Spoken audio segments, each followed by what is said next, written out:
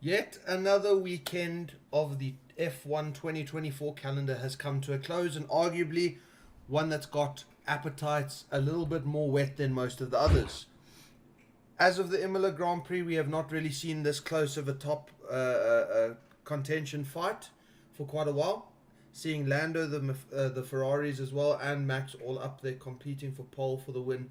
Really, really exciting weekend. Overall, not much we can complain about. But as per always, joining me today, Chris, how are you doing?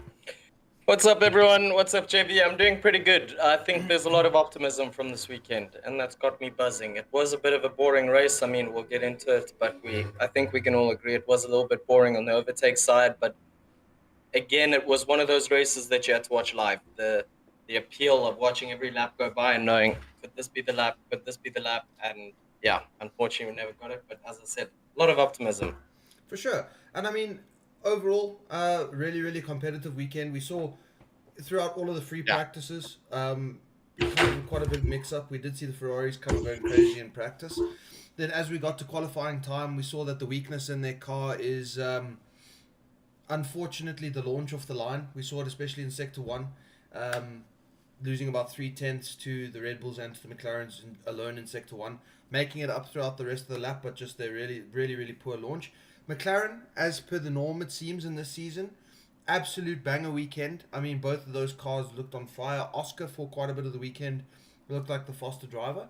Lando obviously capitalizing towards the end of the race um, on the race situation and kind of the tires that he managed to look after towards the end, but we'll get into that in a second. The Red Bull kind of seemed not so indomitable this weekend. They almost seemed like they were only carried over the line due to Max. The car didn't seem like it should have been a race swinging car that weekend. But yeah, I mean, overall, as you said, a bit of a boring race, but I mean, you had to watch every single moment of it to actually appreciate how close that ending was. And I mean, I feel like this is teeing us up for the potential of a banger season. Agreed.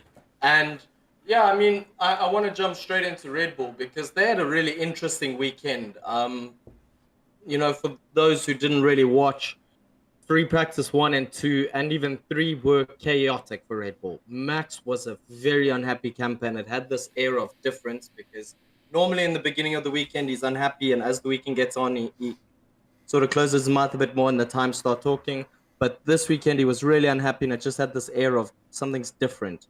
And I strongly suspect that Red Bull was struggling so much because of how the lack of grip on track. And I think as that grip, something that, for example, Mercedes kills it at. When there's no grip, they are extremely fast. And then as the grip sort of starts appearing on the track throughout the weekend, they start dropping off. And I think Red Bull has an opposite situation. So they needed it rub it in. So quite interesting on that side. For sure. I mean, interesting that you note the low grip tracks. I think there's actually a couple of teams that are capitalizing on that really well. One namely being Mercedes, but the other actually namely being McLaren. We saw in Miami. 100%. Miami was not a grippy track, yet they were able to pull out an absolute banger result out of there, especially on the medium compound tires. Seemed like their car just had better bite off of the surface. We look at China as well. China, they didn't expect their cars to be as good as they were, but again, that And it low was grip. quite dusty, yeah. Exactly, that low grip surface seems to be where the McLarens are thriving at the moment. Um, Again, obviously the And upgrade the benefit packages. that sorry, Jordan, the one benefit that they have is that it's not dropping off when the track grips up. Oh, for And sure. that's what's blowing my mind is that you get certain teams, that when it grips up, they drop off. Other teams that when it's not grippy, they're like nowhere. And then you have McLaren that are just rocking both worlds. I mean, wow. Absolutely, for sure. I mean, if we look at kind of the overall picture of the season, it seems like for the first couple of races, Red Bull did kind of seem in a league of their own up until the upgrade packages came in for McLaren. But again, it's just those low grippy circuits where certain cars seem to thrive. Ferrari seems to be Yeah. a little bit of a car that requires a high grip track. Not necessarily because they're bad on their tires or anything. It's just they don't seem to have the launch. The capability in the traction zones on low grip circuits. If we saw the track dominance data from the entire weekend, Leclerc was on top through the corners. The Ferrari bites during the corners, but as soon as we get to those traction zones, it's where it falls off, and that's exactly where the McLaren was And I think thriving. also tire generation. Exactly in that, that yeah. feet generation. We saw through the last, especially the last sector on the McLaren, coming down the pit straight, we were able to see the McLaren was, their car was so much more like better suited to riding the curbs. Riding the curbs at Imola has always been such an important thing because they're not the most hectic of curbs. They've always been curbs that you can use to gain track time rather than lose track time. And the fact that McLaren could ride those so comfortably, it really just showed, especially in like the last sector where we saw that's where Piastri was on top of it. He was able to get the curbs perfectly in the last two corners and just get a phenomenal launch down the straight, which allowed him to build time through his qualifying. Um, Again, obviously, just a little bit unfortunate that he got the grid penalty really silly from McLaren. The fact that he got the impeding penalty for blocking, I believe it was one of the Haas drivers during I believe qualifying. it was Magnussen. Exactly that. And yeah, I mean, overall, just I really do believe that the McLaren should have picked up a win this weekend, especially when the Red Bull was having their struggles. As you mentioned, Max was having his issues, especially through Sector 2. I found coming up Yeah, through Aqua yeah. Minerale, he was struggling a lot, especially down in towards the chicane. It was actually tragic to watch. But And also consistently over the entire weekend. It wasn't once off a few laps. It was, the whole weekend he was struggling there. exactly that. And I mean, it really just goes to show that how close the season currently is. As I said in the intro, I think it's teeing us up for a potential banger of a season. I don't think Red Bull is going to be as dominant. Agreed. One thing you cannot deny is that was an absolute champion's drive from Max Verstappen. The machinery didn't want to cooperate with him, but he managed to pull it out in quali. Managed to hang on towards the end of the race. Really, really, really impressive stuff.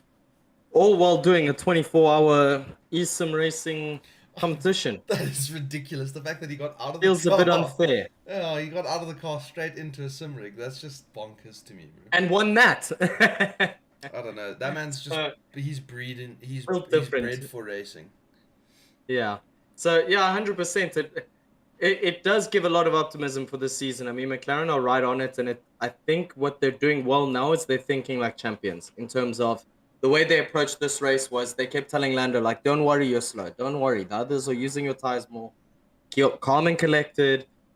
Sort of very strategic, and ultimately it didn't pay off. One more lap would have probably done the job, but yeah, such as racing. I, It was absolutely. I enjoyed the weekend. for I sure. really did. I don't think it was so much one more lap was needed. I think that he just needed to pull the trigger a lap earlier. Um, Obviously, we saw a similar situation with Hamilton and Cota in 2022. Um, they just needed that one extra lap, and that's because they just did not time it correctly. I was assuming that based off of the delta that they had on their tire wear, that they would have known how much time they could have gained through the last couple of laps. Again, it's I don't just know. That's tough, eh? it You is think really about really it tough like to say. calculating. Then again, it is Formula One, and I'm sure they have a ton of models available, so fair enough. Exactly But that. you're right. But at the same time, then the tires might have fallen off more.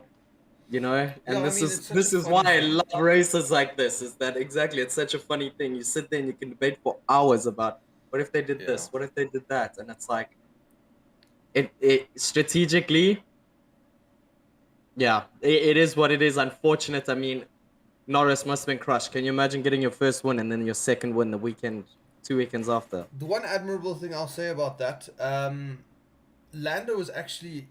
This is the first race I've really seen that kind of winning, gunning mentality from Lando. If we look back to kind of when it was Silverstone last year and even Brazil to an extent, they had the chance for a win there. But as soon as Lando kind of fell behind Max, he just kind of gave up on the race and just ran his own Yes, pace. that's true. This was the first time we've really seen Lando gun it to try and take a race win. And I really, really like the fact that after the race, he wasn't so chuffed with the P2. It really shows that he's got that championship mentality, that winning mentality, that a P2 is not good enough for him. He wants race wins, he wants championships. 100%, and it's just coursing through their veins at the moment. I mean, as I mentioned, they were very calm and collected. I'm very impressed with where they're heading. Zach Brown has got the ship rocked. They're going through some really choppy seas, really calmly, collected, and yeah. I think that the best thing to see is that their upgrades are working, which is something that not all teams have this season. Oh, for sure. Other teams that brought Imola upgrades, Mercedes brought the second half of the Miami upgrades, which I personally felt worked because at least it put them cleanly in that top group. They might not be able to fight the others, but they're not fighting cars behind. So that's good news.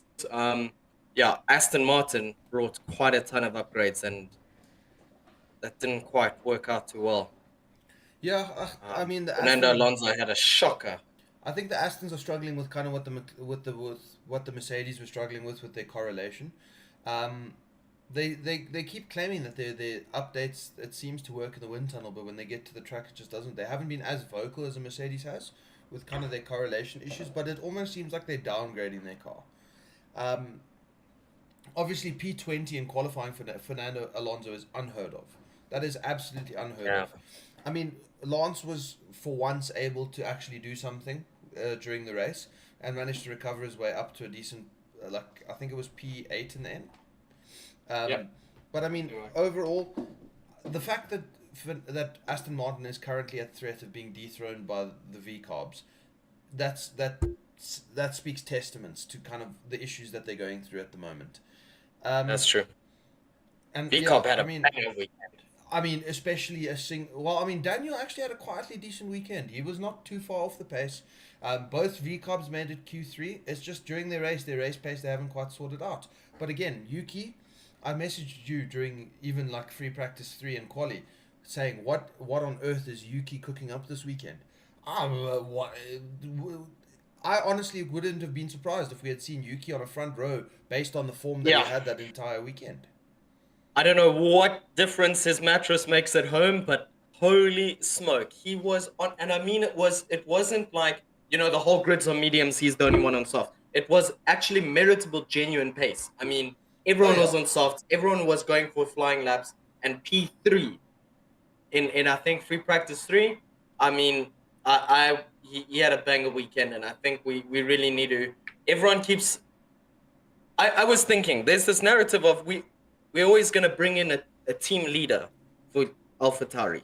oh yeah. First it was Nick De Vries, now it's Daniel Ricciardo, and I think it's finally getting to that point where we actually have to acknowledge Yuki can be this team's leader, For sure. I mean, because there's no doubt. maybe his personality side has to change. I don't know him, but from his driving, surely there can't be any arguments anymore. I mean, if we go back and we look, kind of, I think a thing that like it spoke volumes to me is when they were during the Skypad. Obviously, based on what subscription you have to watch the races, you might have not seen it, but they were going over Yuki's lap and just I feel like Yuki, obviously, he does extended testing at that circuit. He is one of the more experienced drivers on the grid actually around Imola because of how many practice laps he's done. But the fact that he was able to dial in his setup to such a point where, if you go onto his onboard, he's one of the only drivers the entire weekend who did not have to counter steer. He didn't have to correct oversteer moments. He didn't correct understeer That's moments. actually a very good point now that I think about it. It was very calm, smooth Exactly inputs that. into the corners. No, what do they call this? Seesawing. Exactly, yeah. But I mean, it was really, really smooth driving, and the fact that he was able to get the car into that window and he was able to drive the car to a point where he didn't have to make those corrections was unbelievable. Especially a car that has seemed the sixth fastest car on the grid, all of a sudden jumped up to maybe the Yeah. fourth fastest car this weekend. There was a Yeah. really good chance if Yuki had put together another banger lap in Q3, he would have finished ahead of the Mercedes this weekend. And I mean, no discredit to Mercedes. Well, I mean, some discredit to Mercedes because of their car, but the V carb is, I mean, it's not God's gift to racing. Yuki just managed to extract every single last drop of performance out of it this weekend. So, I And I, lap over lap over lap. I think Because I've when he needed to, yeah. he stood up. Yeah, you're right. Exactly. I think Yeah. I've been somebody who's been quite quick to write off Yuki as somebody who's having just a decent start to the year. Maybe it's just because of prior form we've seen from him. He's been very crash. He's been kind of a hot-headed, kind of crash-prone driver, but he's really come into his own under that team. And I think Yuki did a ridiculous job this weekend. Yeah, totally agree. There's nothing much I can take away from him. I really enjoyed watching him drive. When he boxed, he came out and he did the laps he needed to, got some undercuts done. So it was overall a really mature drive. Oh yeah. Obviously, he has to cool down his head. for fine reasons. But still, at no point was there anything broadcasted or seemed any bad. Even the car's driving language, he was patient behind some of the slower cars. Took behind Logan Sargent, for example, took his moment when it came and drove off with it. So, yeah, impressive. I think, yeah, Daniel Ricciardo. I personally don't have a lot of time for him because I think he's quite old, and I don't see, besides the advertising, he's not as exciting. You know what he's done before, so you're just waiting for him to get to that level. It's not like, oh, how good could he be, which we have with Liam Lawson. And I think there needs to be some serious conversation about Yuki as the leader and maybe Liam Lawson in there next to him. 100%. I couldn't agree more. I think a lot of what's in the paddock and a lot of what's in Red Bull and a lot of what's in the fan base that motivates Daniel still being on the grid is sheer nostalgia. It's I think so. it's literally just the hope that Daniel can reach the highs that he once did in the RBs, and realistically, he's not going to. I think he's been damaged too far by his time at the McLarens. Um, I think he's just taken such a knock in his confidence. He doesn't have that same Yeah.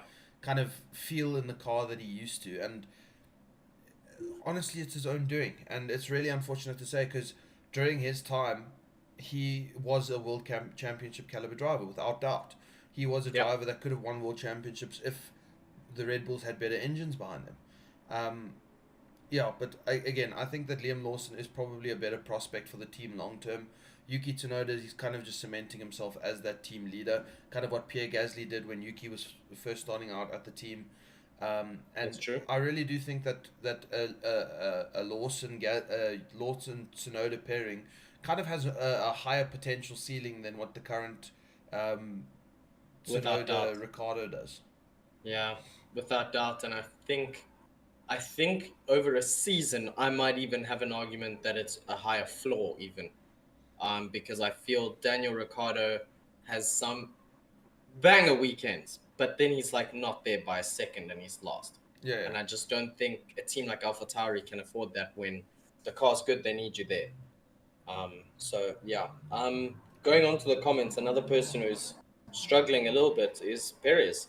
Oh yeah. Shocking weekend from him, if you ask me. I mean, I know the Red Bull wasn't great to drive, but it's not like he was making as many of the mistakes as Max was. He still had mistakes, don't get me wrong, but to then, unlike Max, he gets it all sorted out as the weekend goes. Sergio sometimes will have a quiet practice and then it unravels in the race. And I think that's a bit what happened. Well, I mean, it started unraveling from Q3. We saw him obviously go have that big off, Yeah. and I don't really think his self confidence and his confidence in the car recovered from that point.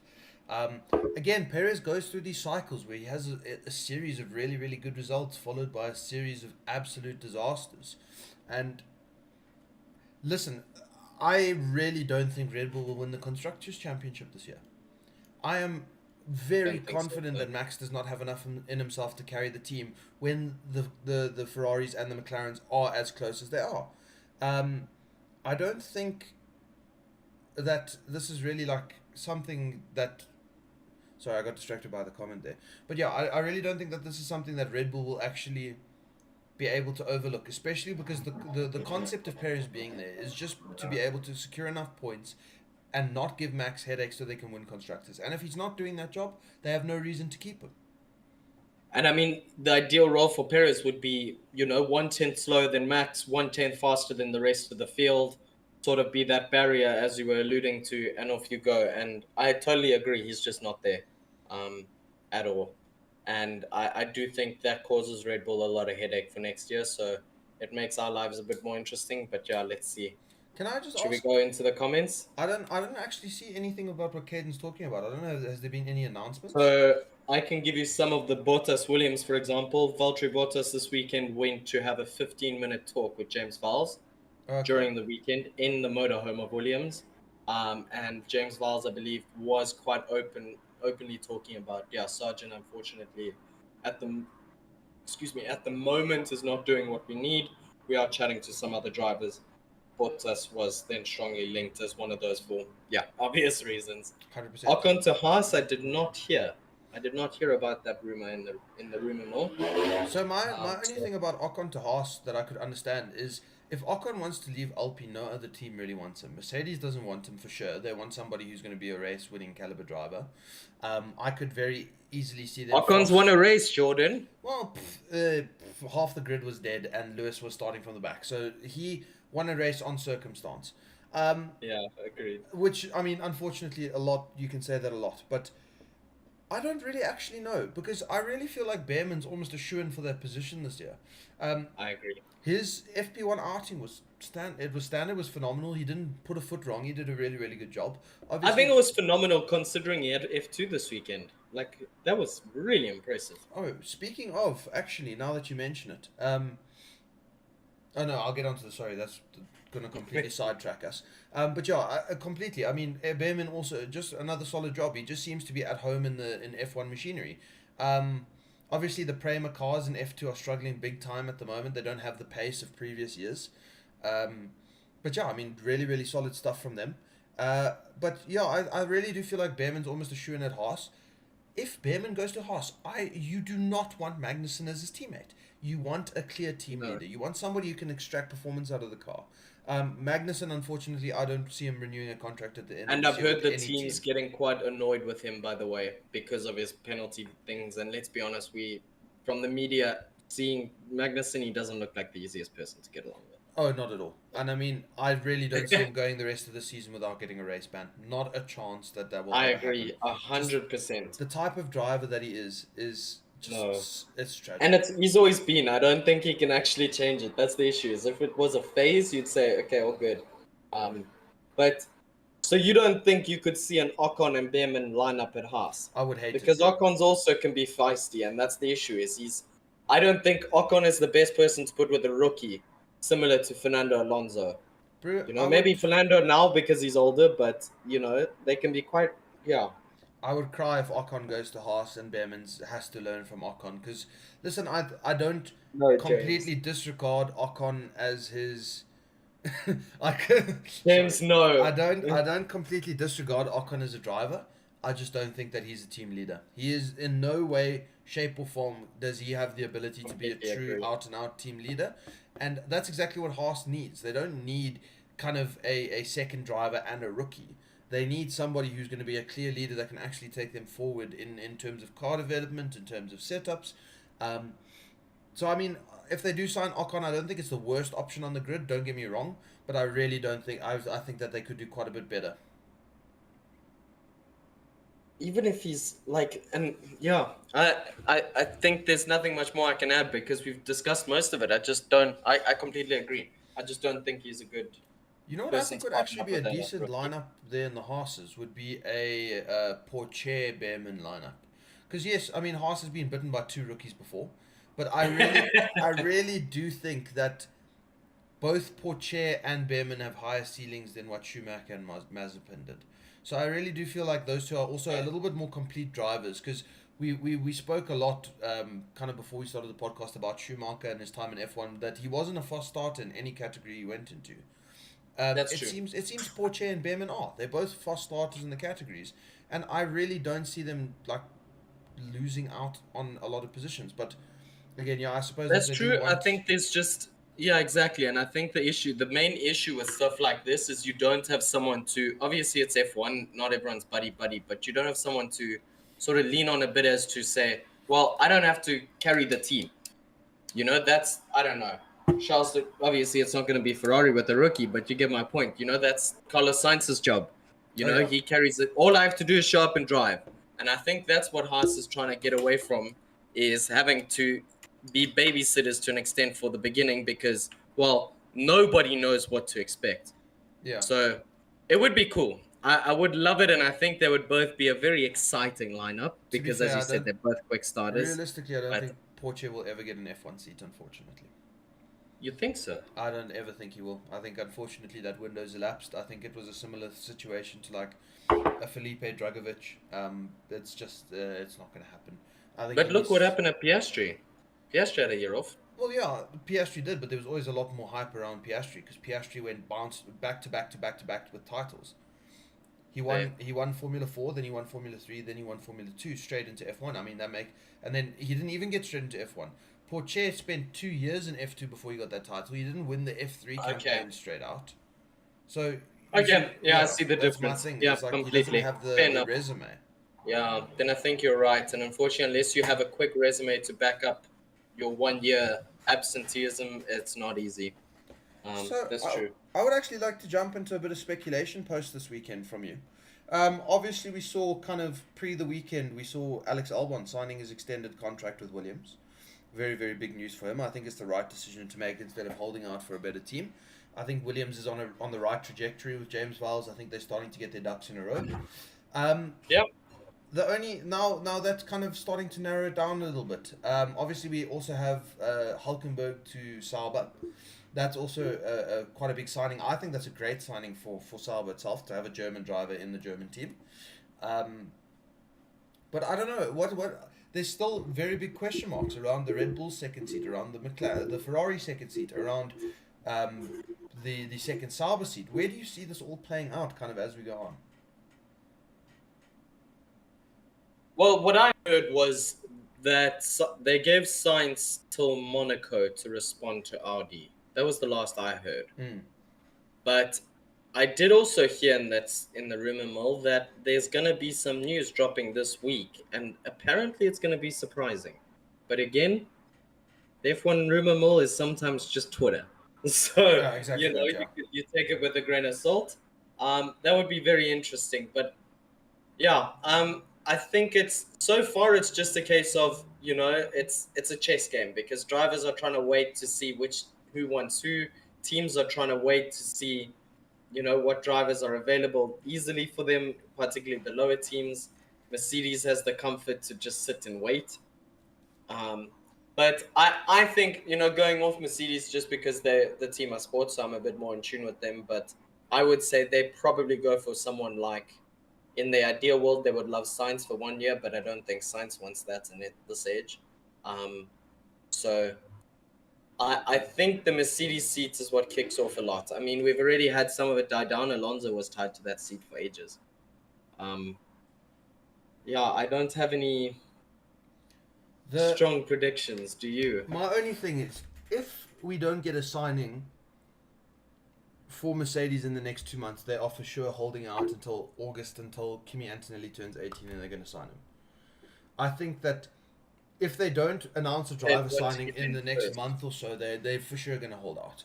I do ideally think that Kimi Antonelli should sign for Williams, and Albon Antonelli. That's what I think, yeah. And Albon Antonelli for Williams is probably more realistic. I think Carlos Sainz needs to weigh up his options here with Audi because it's not a bad prospect. It is a longevity deal. It is a project that he is going to be the clear number one driver in. Obviously, his family already has that pre-existing relationship with Audi, as obviously Carlos Sainz Sr. has done a lot of work with Audi in the past in the rally scene. I really don't. I don't see kind of a super viable option for Mercedes at the moment, because I mean Antonelli's very high risk, high reward, but are you going to be able to negotiate a one year contract with Carlos Sainz when he wants longevity, he wants security? And I think that's where it all comes back to hinge on Max Verstappen. Is he serious about leaving Red Bull? I know Karun Chandok this weekend said, from Sky Sports, XF1 driver, said that he thinks Max might sit out for a year or two, which with Max is not implausible. To go race WEC, to go race Indy, all these things, and to get his title, because I think Max is less interested in being the Formula One GOAT and more interested in being a motorsport GOAT. Oh, for sure. Terms of being renowned for driving anything, which quite frankly he can do. I think that's what it hinges on. And then if he shuts the door, well, then we see Mercedes' plan. Because then if Mercedes go scrambling, then that means they're openly admitting that, Antonelli is not ready yet. Oh, yeah. But so that I think would show a lot of hands, Oh, yeah. I would love, but of course, same thing. Max has no pressure to answer anytime soon. For sure. So, yeah. Well, we'll see. I think maybe we should jump back onto the weekend. Speaking of Max, I think that Yes. we should honestly really speak a little bit about Max's drive this weekend because listen, I mean it wasn't the prettiest, it wasn't the greatest, it wasn't anything like that, but the fact that at times the Red Bull was the third fastest car this weekend. And I mean, granted, he did get a little bit of a tow from Nico Hulkenberg in the first sector during Q3 to set his pole lap time, and that tow did gain him 3 tenths down the straight, which was the difference between pole and not pole. So definitely wasn't all on him, but he still That's had to hold crazy. the If rest of Max the lap started together. fourth, he would not have won. No, not a Yeah, chance. carry on. But I mean, he did have to keep the rest of his race together, Yeah. and kind of even towards the end, the fact that he was able to up the pace just to keep Lando, who was at times a second and a half quicker than him behind, it really just speaks testaments to who Max Verstappen is as a driver. He is ridiculously good. He is so fast, and again, it's phenomenal to watch. Agreed. And I really don't have an issue when Max wins weekends like this. I really don't. He worked for it. And that made me really happy to see that, he still has that championship, that champion's quality of, I will get this win, whether it's me or the car that's doing the work. Oh, for sure. And he grinded. He was calm and collected at the end. Bear in mind that for the last half of the race, he could not exceed a track limit, or else he would have gotten a penalty. Exactly. Yeah, yeah, yeah. So bearing that in mind, he had half the race at a tight Imola track. One mistake, you're lucky if you exceed track limits. You hope to exceed track limits and not get the sand or the gravel or the barrier. So from that perspective, to have Lando chasing him down like hell, like he did, keep calm, not a track limit violation, and still eke out the win. He did everything he needed to, didn't need to do much more, so he didn't. Good gauge by a champion. He didn't stress in the beginning when he was catching him. So impressive drive. I completely agree. Really, really well done. For sure. And I mean, again, you can't really falter him. I did appreciate this weekend that this was one of the few weekends we've seen Max in front of the Tifosi and not get booed. That's fair. Generally, listen, Ferrari fans, they can be, they're not the You from friendliest. experience? Yeah. Well, I mean, literally, speaking from experience. The Tifosi is not always the friendliest bunch towards dominant drivers. Um, we've seen them boo Sebastian Vettel countless times when he was dominating at Red Bull on the podium. We've seen them boo Yeah. Max Verstappen countless times when he's winning in Monza. We've seen them boo Lewis Hamilton at Monza. We've just seen boos from the Tifosi very often. And I think this weekend they were more focused on the two Ferraris, which I really appreciated. So, again, really well done to Max. I think that And I think they also arguably... just appreciated him. Because again, that narrow win, you don't mind losing like that. Exactly that, yeah. And I mean, again, just really, really nice to see some respectful fans and respectful racing. Speaking of respectful racing, the race start. I hate how timid everybody is on the grid when it comes to fucking corner one. We used to Same. see turn one chaos every race. Every race. It used to be so If exciting. Maldonado was there, a car would have been in the air.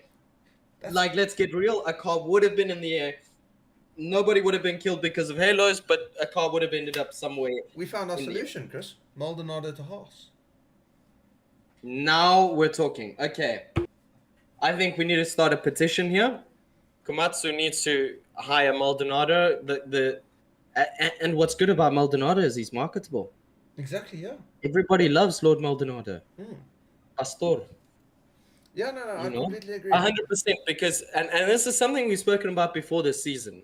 Is just like, yes, it's all good because then you see actual racing, but it's almost like you don't see many of the hero moves. Oh, yeah. Then again, we did have a chaotic Miami last weekend. That's Two very weekends true. ago. That is very So- true. But I even said to my dad, I think there'll be two safety cars, and I think turn one. I wasn't saying Mercedes were going to win, but I said if there was a race, it could be this one, because it is easy that the top four end up in the gravel in turn one. Exactly. And not a single safety car. That's such an exciting thing about the Imola track layout is the run down to turn one is so long. It is so long, Yeah. and you can slipstream so well. And we actually saw a lot of slipstreaming happening. Literally, if you watch the replay back, Lando, Charles, Max and Oscar all could have taken P1 off of the race start. Yep. All could have. I mean, Carlos not so much. He got sandwiched to the outside a little bit by Lando. He did have a decent run, but unfortunately, it's the way it seems to be going at the moment. Everybody seems very very timid around race starts because I think that with this cost cap era, everybody. By the is a way, bit Jordan, worried. Caden's leaving now, so we can turn into a Ferrari podcast like usual. Okay, cool. Cheers, Ken. No, I'm joking. No, I'm kidding. Yeah, carry on. But yeah, I just think that you see, I feel like there should be a cost cap, right? But I think that there should be a certain additional amount for damages. I don't think that it should be That would be fair. I don't think it should be completely encapsulated by the cost cap where they have to build this in for damages because that just promotes timid racing. It doesn't promote kind of those hero drives, those crazy moves. I mean, if we look at some of the more historic moments in F1, it is Villeneuve and Schumacher's crash. Villeneuve, yeah, Villeneuve. It's those two crashing. Well, It's there him were and Damon multiple Hill. Schumacher crashes, so Well, I mean, if we're looking at the real controversial ones, like Schumacher Hill, championship decider Yeah. where Hill had the bend suspension. We're looking at Schumacher and Villeneuve, where obviously it didn't work out that time. We look at Prost and even Senna. Max and Hamilton. Max and Hamilton. It's wherever there's not a cost cap, there's always some crazy side to these top tier drivers that just ticks. And they're like, okay, well, it doesn't mean that much. I feel like when we have the teams that have to account for this damage at the moment, it doesn't promote like that kind of exciting hero moments, the hero or zero dive bombs. And granted, that's not the best for racing because it does it kind of encourages, dodgy moves. But again, I Do just you think. really think it's just the cost cap? I think there's also a slight mentality where no other driver except for Max so too. Verstappen thinks that they're the best in Formula One.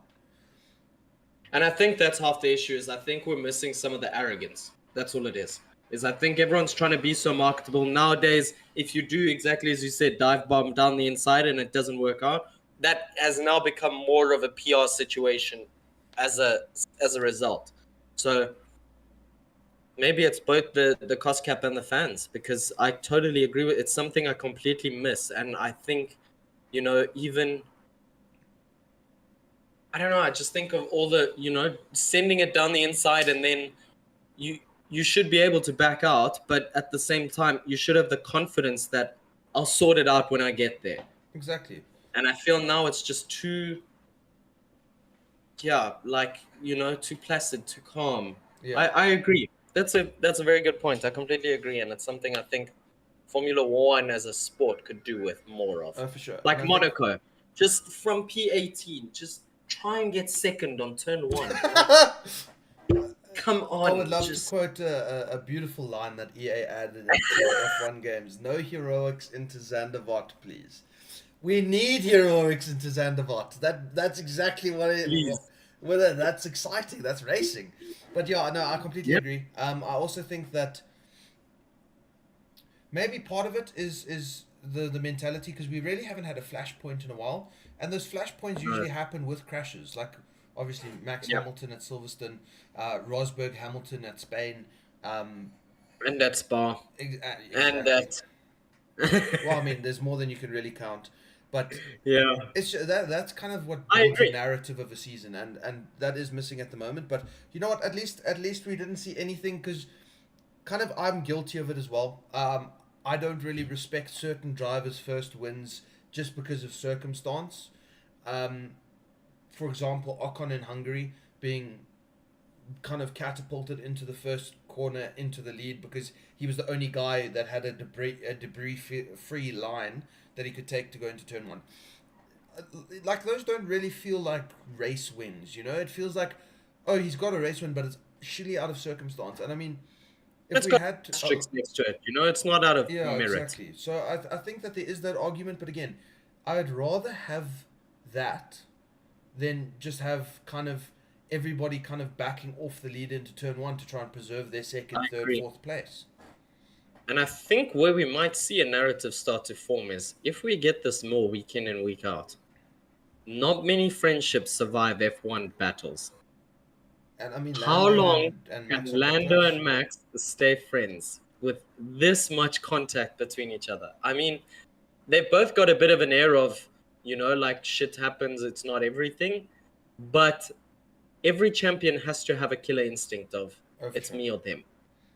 Oh, for sure. And that's what scares me about Lando. I'm not saying he does or doesn't, but that is my one fear is that I agree that his mindset has changed recently in terms of like Max is no longer off limits, but I'm just scared that there's still a bit more hesitation there that maybe Lewis Hamilton in that car wouldn't have given two shits about trying somewhere on that lap on Imola. Oh, for sure. You know, But I mean, one thing that I do really like about Lando at the moment is he's starting to get that arrogance. He's starting to get that kind of, I am the shit. I am the new hot thing. I am going to be a world champion. And he walks around with it. Now that he's broken that no one's curse, if you listen to his radio messages, he was speaking to his engineer with a different tone, and I really did like it. You don't really see that from like the likes of a Charles. Charles knows that he is blisteringly quick, but he always degrades himself. He says, "Oh, I fucked up. No, I'm shit. Oh, I'm stupid." Like that's not kind of what a championship does. A championship. I agree, and does. there's a fine line between being accountable, which and that's something I feel not a lot of people give Lewis Hamilton credit for. Is there's a bit of a fine line between that was not my fault versus that was my fuck up, my bad. We move on. Whereas Charles, it gives me a feeling that it really affects his mood for a while. Oh, for sure. I mean, that's my concern. Is it's not like he just flips the page. It's like he'll have a crash in practice and then go to the media pin and still be a little bit pissed. Guys like Lewis and Max, they kind of just like, it happened. Unfortunate. We move on. yeah, exactly. I mean, if we look, I think one of the better examples of that is if we look back to 2022, at the French Grand Prix. It was the last real kind of Oof. big chance that Charles had it for a win until we reached Austria. From France onwards, he just didn't really seem like the same driver up until he actually got back into like a condition where he could challenge Max. And I feel like it's so dependent on kind of Charles weekend to weekend. Whereas with Lando, I feel like if he's got the car behind him, he walks into every weekend and he says, "I'm going to win this race." And even if he doesn't, Miami, it didn't start out hot. And I think now that's just shown him that, look, when opportunities arise, you've got the chance to do it. And that's really exciting to see. I'm quite keen for that. And I'm very excited to see how they deal in Monaco, because that's another track that should, maybe the low speed not, but the lack of grip could really help them out. I think it's going to completely... I don't think they'll be as fast as they were this weekend. I don't think it's Red Bull's Grand Prix either, because Red Bull doesn't seem maneuverable either. Could we see a nice Ferrari? I think that there's 4 teams actually in contention. Actually, maybe putting this one in here is not really smart, but I think that this is Aston Martin's best chance of a weekend result this year. Monaco has always been a happy hunting ground for them. And kind of with the concept of their car, if we look at how good that they operate on high downforce circuits, Aston Martin should be up for a decent result. I don't think that they've got a race-winning package, but they should be able to maybe contend for a podium. McLaren's universal weakness over the past couple of seasons has always been medium-low to low speed corners. Granted, it's a new package. I don't really. They've said that at so many circuits where there are quite a few low speeds that they're not really expecting a result, and then a result comes along. But I mean, I would have to be a fool to kind of write them off for a good result in this coming Grand Prix. Red Bull, I don't really think, unless Max pulls out heroics like he did at the last Monaco Grand Prix, where he managed to make 3.5 tenths in the last sector alone. I just don't think he's as tuned in with this car as he was last year. How much of an influence do you think Newey's departure has already made on that car? Because he departed on the from car itself. I don't think so. He departed from the car before this upgrade package was delivered. Yeah, but it would have just been a delivery. It would have been planned and designed and tested probably 2-3 months ago. I don't think you'll be feeling anything yet. So when do you think we should start expecting it? To be safe, the upgrade package after next.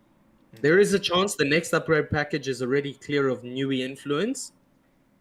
But I think to be safe, the package after next will be completely Newey free, which will be the first test. But it's easier to make upgrades than come up with new designs. Oh yeah. So next year will be the real test, and I'm pretty excited for that, because It's not that I want Red Bull to fall. I just want everyone to catch up. But I think we have got everyone kind of catching up right now. If we look at the And that's why Delta I'm so excited. this weekend, it was like The literally the quali top was, top fours were at stages separated by less than a tenth. And yeah. I think if we can move that into Monaco, I feel like the Ferraris should have a better race weekend than what they did. Because I mean, as we said, they seem to have really really good balance, and Monaco is a track where you do need good balance. The car tends to be kind of abused a little bit in Monaco because it's not supposed to be driven at that low of a speed. Um, And so with that much force, yeah, that's exactly true. that. So maybe, and knowing Charles, I think that this is the only race so far we've had this year where he has had absolute undeniable motivation to put in a performance. Um, Fair. I think there's such a looming stigma over his head that if he doesn't perform at Monaco again, he's going to be branded as kind of a choker when it comes to his home Grand Prix, and I think he I'm wants to hero put that of to bed. failure. I think I he agree. big time wants to put that to bed. So I'm expecting a good result from Charles. Red Bull, I mean, obviously with Max in the car, there's always a chance. You can't write him off ever. I think Mercedes will actually have a sneakily good weekend this weekend because they've I suffered think so from too. I was they've just thinking that. yeah they've suffered from a draggy car so far. Not Um, only that, but they suffer a lot in high speed corners. So and then they struggle trying to dial too much to high speed and then they go low speed. So I exactly as we think saw you're right. with your Saudis in the Saudi Grand Prix, we saw the Exactly. McLarens absolutely gap them in the high speed. Monaco could be a different And I story. think if they, yeah, if they don't have to adjust in terms of saying, they don't have to compromise. Put it all in low speed, off we go. So you're right. Don't give me hope. Let's move topics. What other team? Um, I would be interested to see Aston Martin. And oh, that's what I wanted to say. If there is not a single safety car this weekend, I'm going to lose it. I'm going to lose it. Oh yeah, If oh there's yeah. not a crash, and I don't mean for people to get hurt, nothing like that, but I mean like if there's not somebody who's over centered, I'll be disappointed by the lack of, I don't want to say effort, but you get what I mean in terms of the lack of send. My only thing around Monaco that I'm pretty sure there will be a safety car is we have Sargent, Magnussen, and Stroll on the same grid at Monaco. We saw last year Stroll in the series of one lap crashed 7 times. Obviously not hard enough to be able to bring out a safety car, but he was playing bumper cars with the barriers. Logan That's true. Sargent is literally just like he's chaotic, bro. He if he puts it together, he'll put it together, I suppose, but I don't think he will. And then obviously Magnussen has turned into a bit of a terrorist. So there is Magnussen, let's there go. is a really big chance of a safety car this weekend. I hope that we're going to have a shock result. I really hope so. I think we could, and I think, yeah, safety car, especially. It'll be interesting this weekend how much pace the top six can put between the rest of the pack, because that's normally how you get your pit stop window. And Oh, I yeah. think a lack of a pit stop window could cause some serious chaos on this track. Because all of a sudden, what we used to see in the past, for those of you who don't watch that many Monaco Grand Prix, I don't blame you. But what we used to see in the past was top six drivers race off far enough by pit stop time, box, and off they go. And this year, I don't know if they can put a pit stop time between them and the chasing pack. Oh no. Oh no, not at all. I don't think so. Especially, the high downforce tracks do tend to be a little bit more reliant on your tires. So I don't think we're going to be able to see kind of as extended of a stint as we would in your lower downforce tracks. True. So I do see that kind of the pit windows are going to be very, very awkward with your timing. Whoever kind of nails the strategy this weekend, I can see having a banger result. Because, I mean, yeah, it is quite a short pit, but I mean, well, actually, in recent memory, the overcut has been a lot more powerful than the undercut around Monaco. But I suppose that's because there was a bigger gap between the cars. Yeah. If we look at it kind of with how close the cars are, I suppose the undercut will be a lot more viable this weekend. But I yeah, think again, whoever's in first is going to get screwed, this is one of the because I think few. it's just going to be a chain link of undercuts. It's going to be this person Oh, yeah. undercuts now. Mercedes has to cover off Haas and they're boxing, and now McLaren has to cover off Mercedes and now they're block boxing. So that'll be interesting. Oh yeah, and I think I'm quite excited because this is one of those weekends. I don't know when last we've really gone into a weekend except this previous one that's just passed, where we don't know who's going to win. Agreed. And I love that. I love that. I It's love good. it. Feels good. So yeah, I mean, we'll see. Something we've missed. Obviously, we will still be covering the Monaco Grand Prix. So, little segue while we're still at it, guys. Please down below, don't forget to like and subscribe. Share it with 100 people, or I'll hate you forever. Yes, please. Um, but yeah, I think that Monaco is going to be a really really exciting one. I'm not too sure kind of what exactly will be carried over from this weekend. Obviously, it's a very very different track characteristics. So let's see how it goes. I mean, on that note, Chris, I don't know if you want to have if there's any other topics you want to discuss for today. No, not really. Besides that, yeah, I'm super excited for Monaco. I think it'll be I exactly as you said. I've really missed this feeling of the uncertainty. So I think let's enjoy it while it lasts. Hopefully, it lasts for multiple seasons. But I'm not gonna curse anything. I'm just gonna enjoy it for this weekend, man. Oh, not even a Um, question. I just want to say thank you everyone for watching. Thank you everyone for the comments. Really appreciate it. We love engaging with you. Um, yeah, we'll start, I think, asking you some more questions so that you can engage. We'd love to see some more answers. So, yeah, For sure. thank you, everyone. 100%, guys. Again, as Chris said, thank you very, very, very much. Make sure to keep an eye on our socials, pretty much at Yep. Wheelnuts F1 on everything that we have. Um, I've been trying to be a little bit more active on the Twitter. So if you guys do want to go ahead, or I suppose X now, if you guys want to go ahead and follow there, you can always interact with us on that platform. Otherwise, I know that Chris is generally on top of the Instagram. Most of our stories and stuff that are uploaded, Chris is the guy behind it. So again, if you guys have any questions, if you have anything that you want to know from us about upload schedules, if you want to know kind of, if you have any topics you want to discuss with us or debate with us, make sure to drop us a message on our socials. We'll for sure respond. And then again, guys, if you have anybody who is interested in Formula One that you know, anybody who's a lover of motorsport, please make sure to try and share our channel with them. We are Yes, trying to please. grow a little community around us. Obviously, Also, please feel free to give us some feedback that you want to see more of, that you don't Exactly that. enjoy, things that you really enjoy engaging with. Like, we're really open. We'd love to make this a show that you guys look forward to watching. 100%. And then, yeah, guys, as I said, we are trying to grow a community out here, so a like and a subscribe would go a long way. Please also make sure to drop a comment down below if you are going to watch this after the live stream. It does help us with our algorithm boost. And then, yeah, guys, we will see you around Monaco time. I think we should start chatting about when we're going to do a live stream together as to like Yes. a watch along for the Grand Prix. I think that could be quite exciting. Definitely. But again, ladies and gentlemen, thank you again for everybody who tuned in. Chris, I don't know if you want to take us off here today. Sure. Yeah. Thanks, everyone. Shout out to everyone who commented. We have a lot of appreciation for you guys, and enjoy Monaco. Iconic. Alrighty.